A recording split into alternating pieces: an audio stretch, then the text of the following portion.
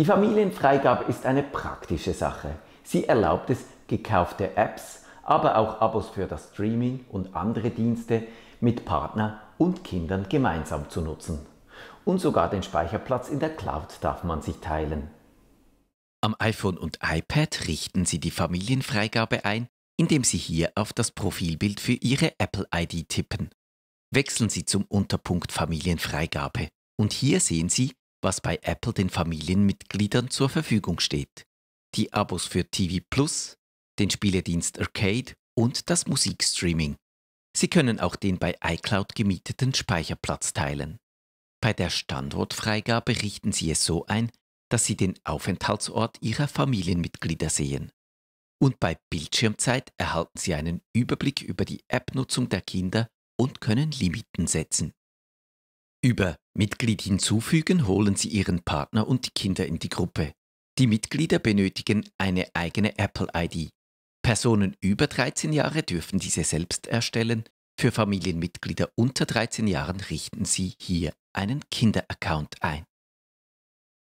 Bei Android verwenden Sie die App Family Link. Sie ist für Kinder gedacht, die ein Android-Gerät verwenden.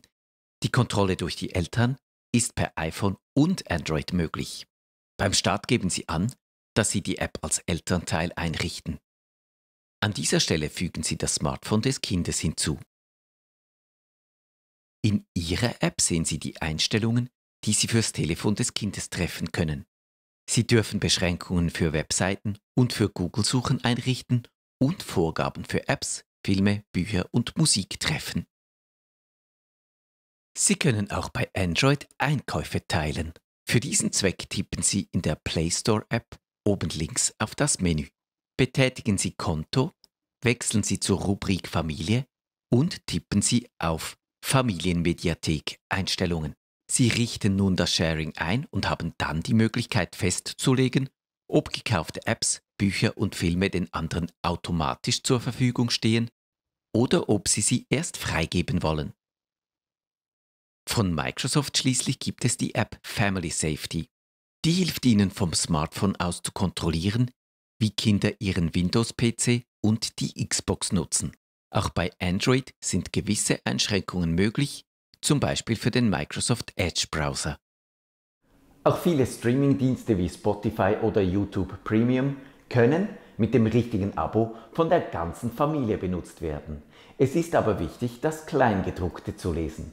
Typischerweise ist die Zahl der Mitglieder beschränkt, meistens auf 5, was gegenüber von Großfamilien unfair ist. Mein Vorschlag wäre, dass die Ältesten ihr eigenes Konto bekommen und sich so auf ihre Unabhängigkeit vorbereiten können. Bei Spotify müssen die Nutzer am gleichen Ort wohnen und die App überprüft das auch gelegentlich. Das hat schon zu großem Ärger geführt, wie ich aus Leserreaktionen weiß. Doch das sind nun mal die Bestimmungen, die man beim Abschließen des Abos akzeptiert. Wenn diese Bestimmungen zu restriktiv sind, empfehle ich, nach einem etwas toleranteren Dienst zu suchen.